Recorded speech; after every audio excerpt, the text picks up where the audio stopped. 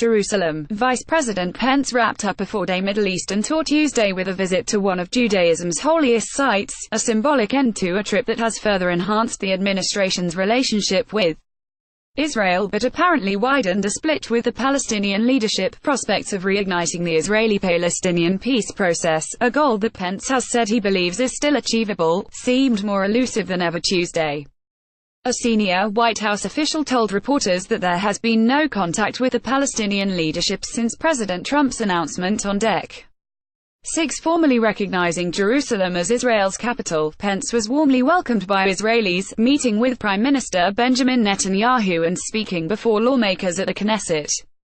But Palestinian officials pointedly snubbed the visit, instead calling for a national strike and public protests.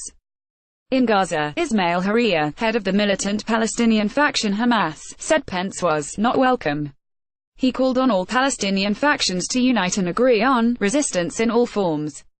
The White House official, who briefed reporters on the condition of anonymity because of the sensitive nature of the peace process, said the United States is still dedicated to peace and ready to engage whenever they are. Palestinians carry an injured man during clashes with Israeli troops following a protester visit by Vice President Pence to Israel, in the West Bank city of Ramallah, Jan. 23, 2018.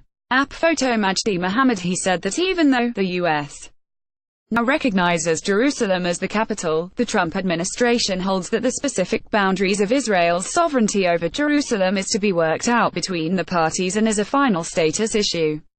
Pence's visit to the Western Wall on Tuesday was seen by Israelis as a powerful statement, a continuing affirmation of the Trump administration's close alignment with the Jewish state. Pence is the second senior U.S. leader in less than a year to make a personal visit to the Western Wall, which is known in Hebrew as the Kotel. In May, President Trump became the first sitting U.S. president to visit the site in the heart of Jerusalem's Old City. While it is customary for visiting dignitaries to go to the Western Wall, the outer wall of the raised esplanade that is called the Temple Mount by Jews and Al-Haram al-Sharif by Muslims, U.S. leaders previously have deferred the visit because that part of Jerusalem sits on highly contested and sensitive territory captured by Israel in 1967.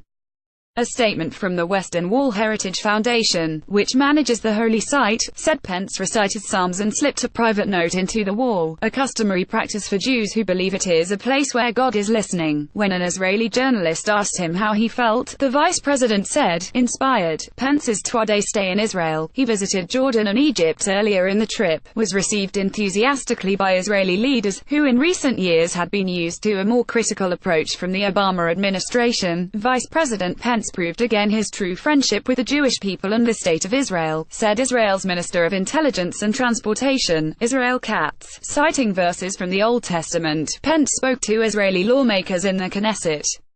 He also said the United States would speed up plans to move its embassy from Tel Aviv to Jerusalem, commending Trump for righting a 70-year wrong.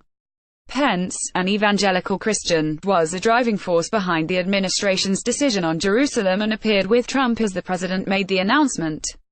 In his own past statements, he has gone further than Trump, describing Jerusalem as Israel's undivided capital. In the weeks ahead, our administration will advance its plan to open the U.S. embassy in Jerusalem, Pence said. The new embassy would open next year, he said. The decision to speed up the embassy move is likely to further rankle Palestinians, who consider East Jerusalem the capital of their future state and say that Trump's presidency has been defined by threats to their side but incentives and rewards for Israel. Palestinian Authority President Mahmoud Abbas spent the day in Brussels on Monday meeting with European Union leaders. He is now focused on galvanizing support for unilateral recognition of a Palestinian state along 1967 lines, or at least finding a new broker for the peace process. Saeb Erekat, the Palestinian Authority's chief peace negotiator, said Pence has given a gift to extremists.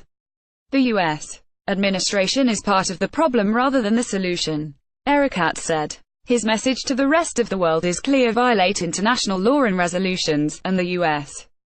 will reward you. Hazem Balusha in Gaza contributed to this report.